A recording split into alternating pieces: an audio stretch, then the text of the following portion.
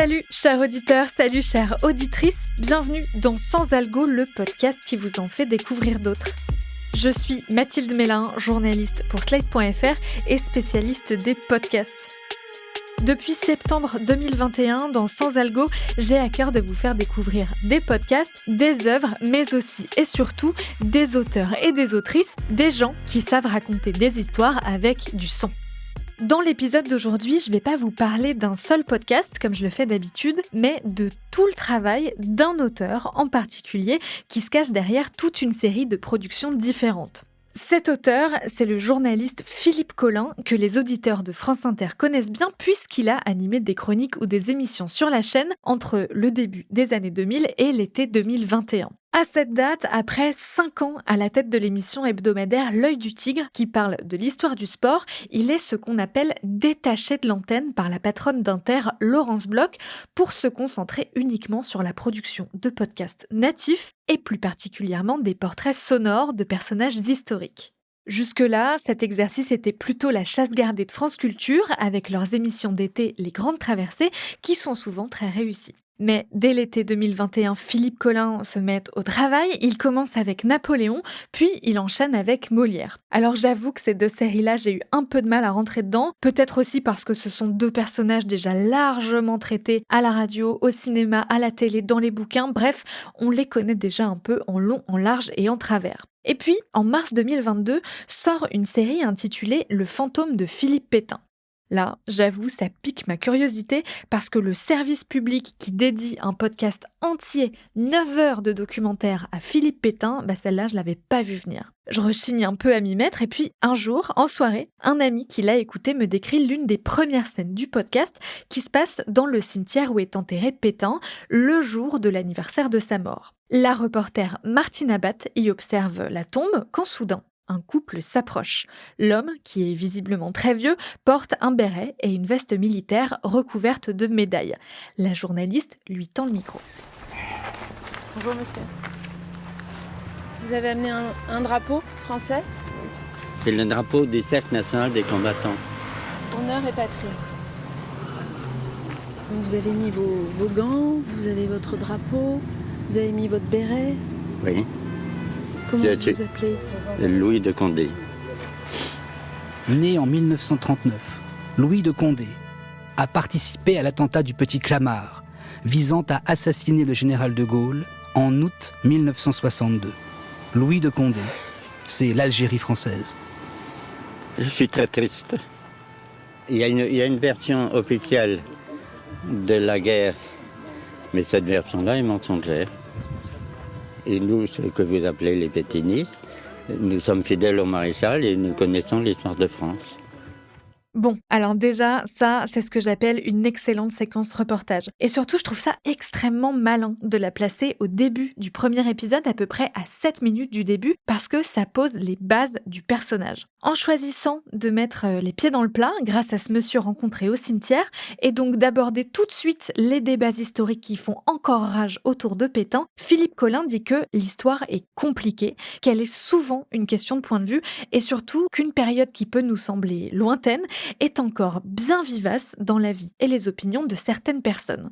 La série sur Philippe Pétain, je l'ai adorée parce qu'elle ose poser les questions qui fâchent, comme celle de l'âge de Pétain au moment où il accède au pouvoir ou de son antisémitisme. Dans chaque épisode, Philippe Collin gratte un peu le vernis de l'histoire et ne se contente pas des raccourcis des manuels scolaires. Alors après avoir écouté ça, j'enchaîne avec sa série sur Cléopâtre, titrée Le génie politique. C'est le premier portrait que Philippe Collin dédie à une femme. Et il s'est pas franchement facilité la tâche, déjà parce qu'il a choisi un personnage qui a vécu quelques décennies avant Jésus-Christ, donc c'est un peu loin, mais en plus, elle n'a laissé aucun écrit.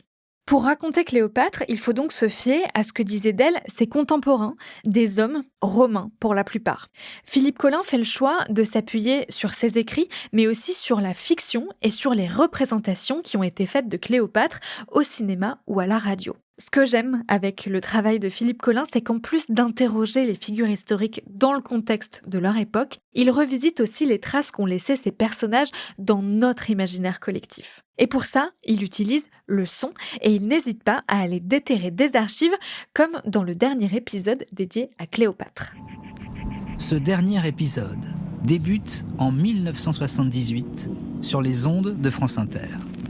Dans l'émission L'oreille en coin, Jacques Chancel a proposé aux auditeurs une version étrange de sa radioscopie. Ce jour-là, il reçoit une invitée un peu particulière. Radioscopie, Cléopâtre. Jacques Chancel. A priori, cette interview s'annonce foutraque et un brin loufoque. Mais au micro, Juliette Gréco, c'est elle qui se prête au jeu, incarne une Cléopâtre loin des clichés. Quand on parle de vous, Cléopâtre, on dit d'abord que vous êtes belle, et on ajoute, parlons de vous, Cléopâtre, intelligente, mais évidemment cruelle, intrigante. Bien sûr, il n'y a pas de politique sans intrigue, vous le savez parfaitement. Je suis née dans la politique. Vous savez, quand on est souveraine à 17 ans, les choses... C'est jeune, oui. Oui. Cela dit, je me crois plus habile en politique que cruelle. Vous tueriez-vous par amour? Je crois que vous en êtes capable. Non, je me tuerais parce que j'aurais perdu, c'est tout. En 10 minutes, Juliette Gréco détruit tous les stéréotypes forgés par les vieilles calomnies romaines. Elle joue une femme de pouvoir, subtile et lucide, aux antipodes du portrait dressé par les sbires d'Octave. Alors, revenons pour commencer sur les motivations de cette propagande romaine.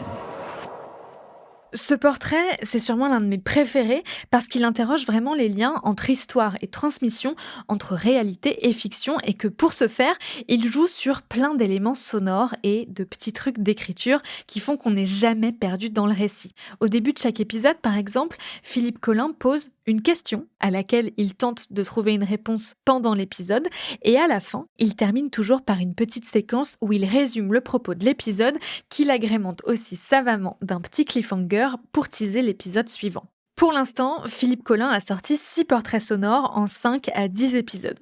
Le dernier en date, qui s'appelle Léon Blum, une vie héroïque, marque un tournant dans son travail de portraitiste sonore selon moi. Déjà parce que le journaliste se penche sur quelqu'un d'un peu moins connu que les autres, ce qui lui laisse une grande latitude pour raconter les choses à sa façon. Et ensuite, parce qu'il se mouille un peu plus que d'habitude. On le devine déjà grâce au titre de la série, Une vie héroïque, Philippe Collin admire Blum. Tout au long des 9 épisodes, il ne cesse de parler de son courage face aux pires insultes antisémites, face à des attentats et même face à sa déportation à Buchenwald. Avec ce podcast, Philippe Collin semble vouloir redonner une grande place dans l'histoire à Léon Blum et nous prévenir que les représentations qui sont faites de lui, même aujourd'hui, ne sont jamais innocentes. Il évoque par exemple un épisode survenu en 1960, 10 ans après la mort de Blum. Dans la nouvelle édition du dictionnaire Larousse illustré qui sort cette année-là, le leader du Front populaire est présenté comme Léon Garfunkelstein, dit Léon Blum. Et les archives et les mots que Philippe Collin utilise pour parler de cet épisode laissent clairement transparaître ce qu'il en pense. Par conséquent, estime le tribunal, cette indication erronée a un caractère mensonger et calomnieux qui peut porter un grave préjudice à la mémoire de Léon Blum, et cela d'autant plus que ce dictionnaire est un ouvrage sérieux. Ça dit beaucoup de choses sur le fait que la bête est toujours là, prête à renaître. On peut dire que tout ça est toujours sous-jacent. En conclusion, M. Robert Blum obtient 10 000 nouveaux francs de dommages-intérêts à titre de réparation morale et matérielle et 10 insertions dans des journaux français et étrangers à son choix.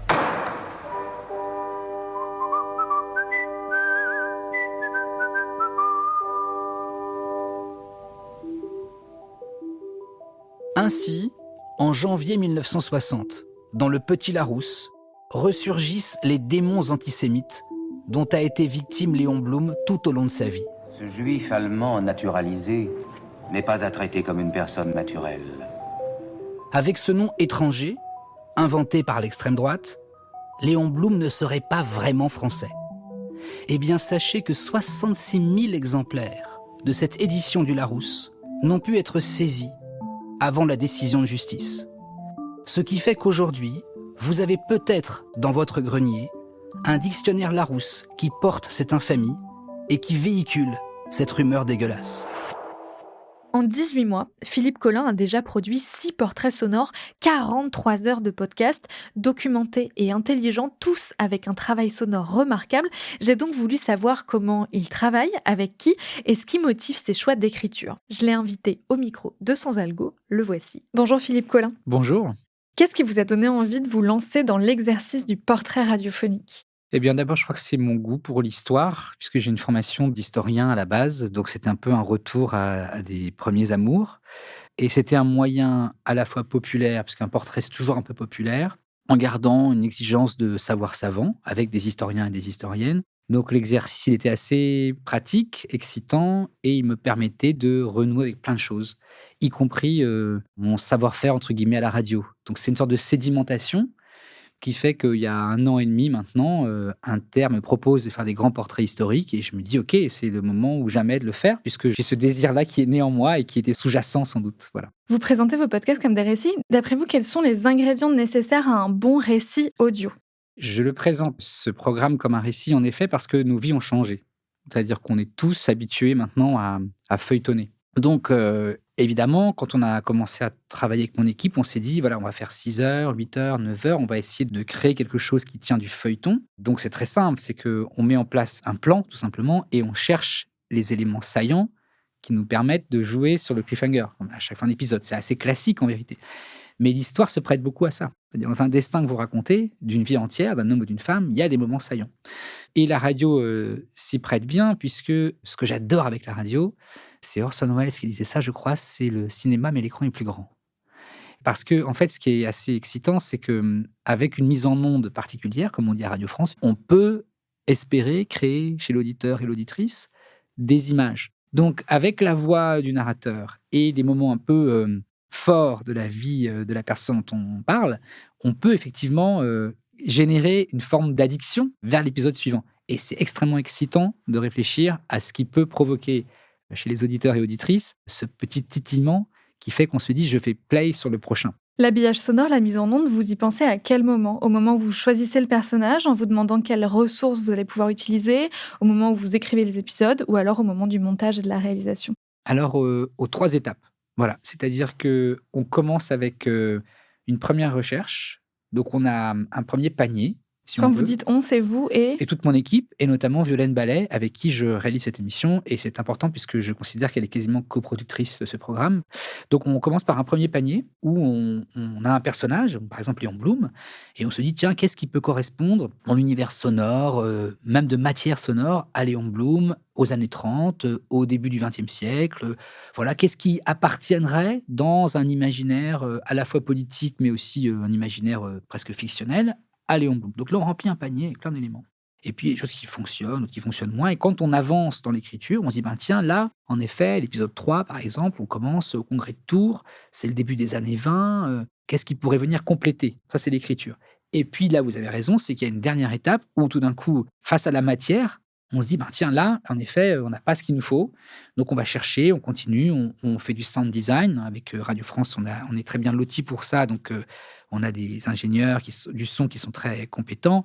Et donc, on leur passe commande au début de la série. Mais en effet, dans l'écriture, on se dit, ben tiens, ici, par exemple, je vous dis n'importe quoi, mais dans les archives, tout d'un coup, on trouve un slogan répété qui peut être réexploité dans un mixage particulier. Mais ça, il a fallu qu'on chemine, qu'on avance dans les recherches. Comment vous choisissez les personnages dont vous allez faire le portrait ? Quels éléments sont nécessaires pour que vous sachiez que vous allez pouvoir tenir 4, 5, 6, 7, 8 heures sur un personnage ? Alors, il y a un premier ressort qui est essentiel pour moi, c'est qu'on essaye, à travers ces portraits, de donner une définition de ce que c'est que la France, dans toutes ses complexités, dans toutes ses hétérogénéités.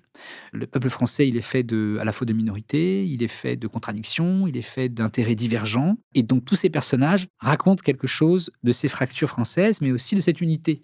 Donc, on les cherche ainsi. C'est-à-dire qu'on cherche les personnages qui ont été soit des causes de fracture, soit des causes d'union, soit qui incarnent quelque chose qui soit de l'esprit français. Et le prochain personnage, c'est Jean-Marie Le Pen, qui est dans une forme de fracture, évidemment, mais qui raconte aussi, de mon point de vue, l'ineptie d'un peuple homogène. Voilà, donc c'est une manière de raconter autrement la France.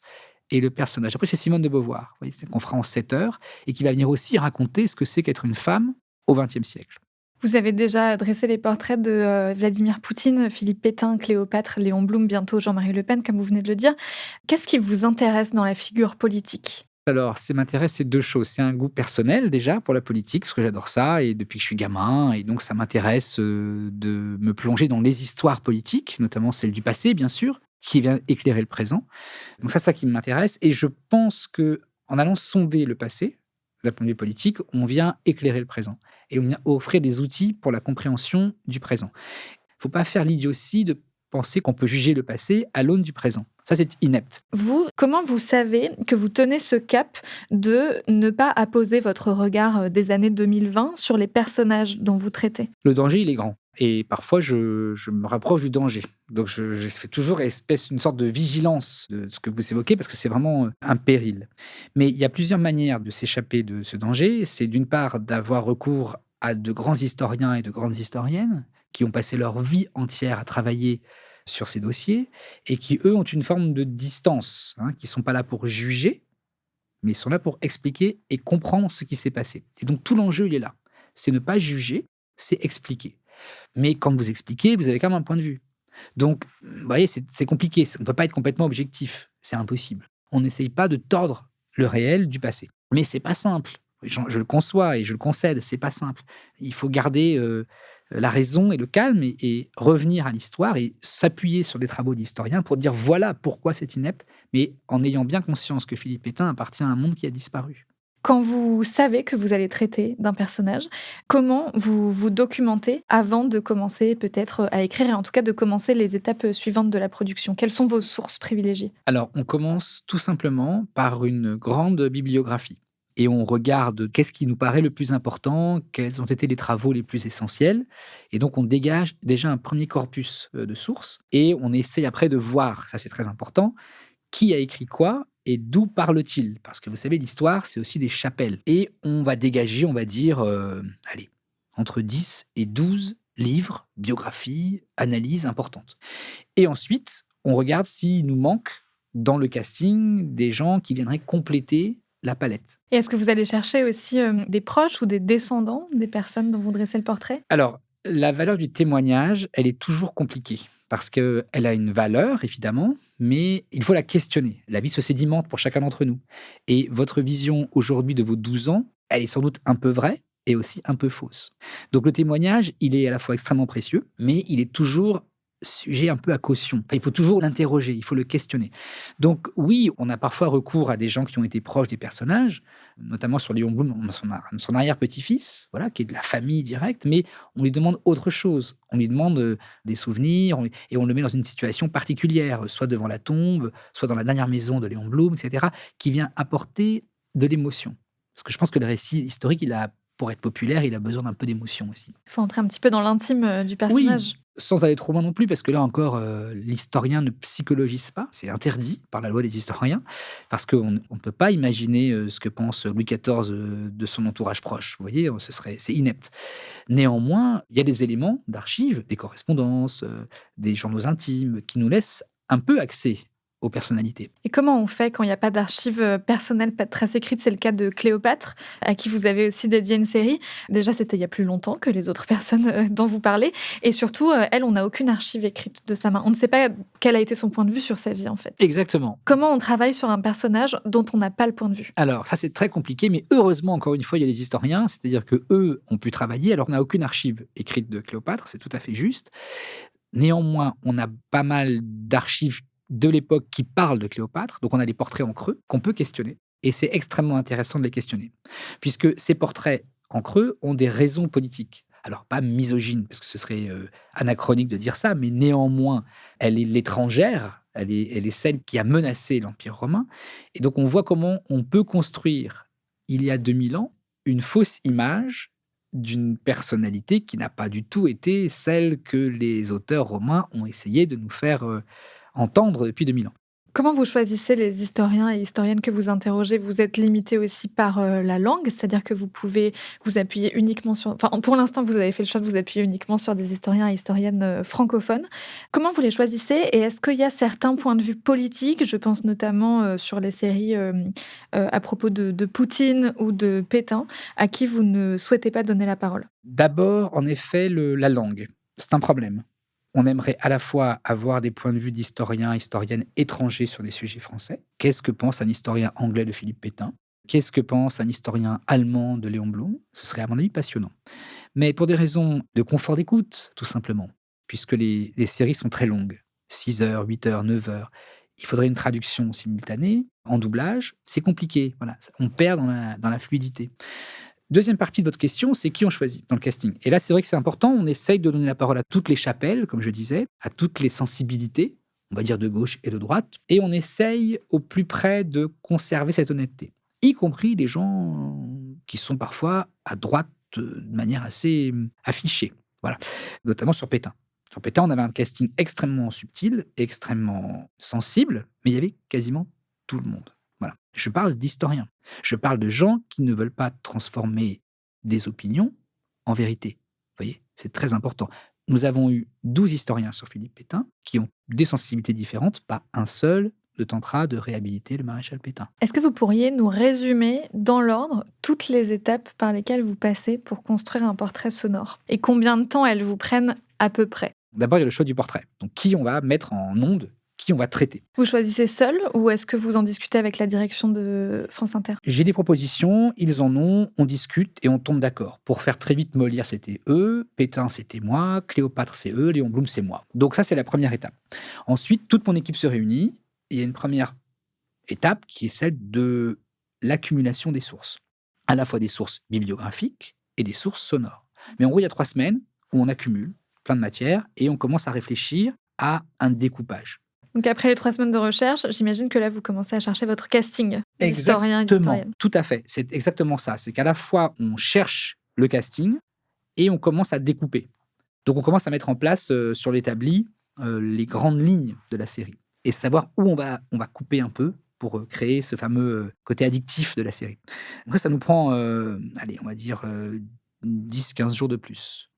Ensuite, on commence les interviews. Donc là, en général, c'est à peu près 5 à 6 semaines d'interviews, de grandes interviews. C'est-à-dire que c'est entre 2 et 3 heures minimum. Comme on n'a pas tant que ça de temps non plus, on commence la production du premier épisode quand on commence les interviews du deuxième épisode. Et donc, on avance tranquillement, on a un peu d'espace, donc on n'est pas stressé. Mais... Vous écrivez votre voix en même temps que se fait le montage des interviews. Exactement. C'est-à-dire que moi, je monte les interviews. Vous-même? Moi-même, je les monte. Ensuite, je fais un premier assemblage de ce que j'ai comme éléments d'interview et les principales archives. Donc, je sais à quoi ressemblera mon épisode 2. Et ensuite, je passe à peu près 2 jours avec Violaine Ballet, qui est la réalisatrice, à peaufiner l'assemblage. Donc là, on met toutes les choses les plus subtiles de la Terre.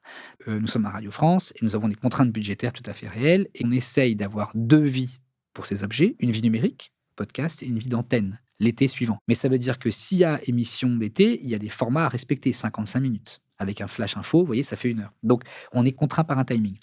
Et donc, on assemble pendant 2 jours ce grand épisode très assemblé. Et une fois que j'ai toute la matière, je commence à écrire. Et après, je fais un filage avec Violaine Ballet. C'est-à-dire qu'en studio, on fait une fausse émission.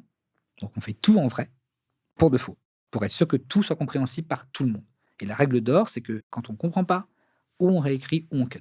Et ensuite, le vendredi matin, c'est un rituel, je vais shooter, comme on dit, shooter mes voix au micro, donc dans un studio à Inter, et le vendredi matin. Et toute la semaine d'après, en parallèle, Violaine Ballet commence, elle, à travailler la matière comme de la dentelle, avec mes voix, les éléments d'archives posés, les éléments de fiction, les interviews. Et après, il y a le mixage, où il y a 2 mixeurs qui s'emparent de la matière et qui vont, sur les indications de Violaine Ballet, vont donner la touch de cette affaire, avec des samples, des reverbs, etc., etc.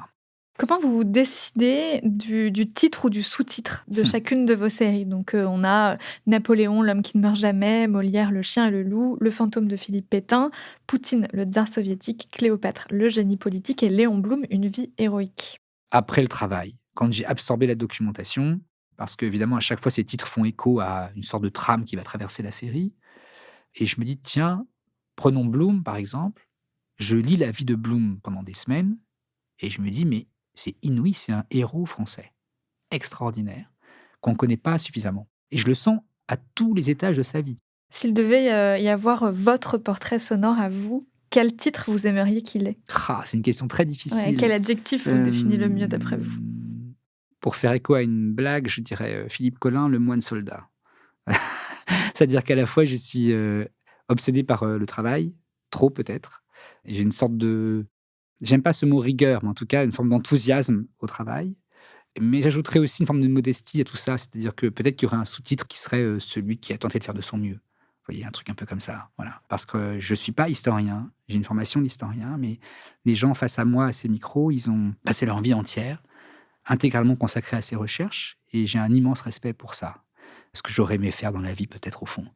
Moi, je fais le passeur. Je fais le passeur, l'accompagnateur, je mets en ondes des choses. Mais quand j'ai en face de moi Pascal Horry, Henri Rousseau, Denis Péchanski, Bénédicte Vergès-Chaignon, j'ai une immense admiration d'une vie entière consacrée à la recherche historique. Donc voilà. Merci beaucoup Philippe Collin. C'est moi qui vous remercie, Mathilde, merci beaucoup.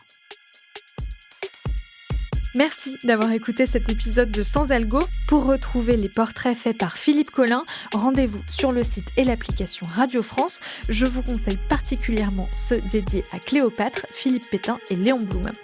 Ça devrait vous occuper jusqu'au prochain épisode de Sans Algo qui sortira dans 15 jours. D'ici là, je vous souhaite une très bonne écoute.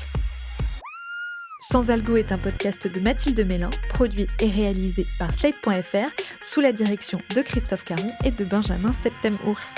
Merci à Nina Pareja pour l'enregistrement et la production éditoriale de cet épisode et à Mona Delahaye pour le montage. Et un merci très spécial à Benjamin Septem-Ours qui m'a accompagné sur la 60aine d'épisodes de Sans Algo déjà publiés et qui part vers de nouvelles aventures podcastiques. Je lui souhaite le meilleur.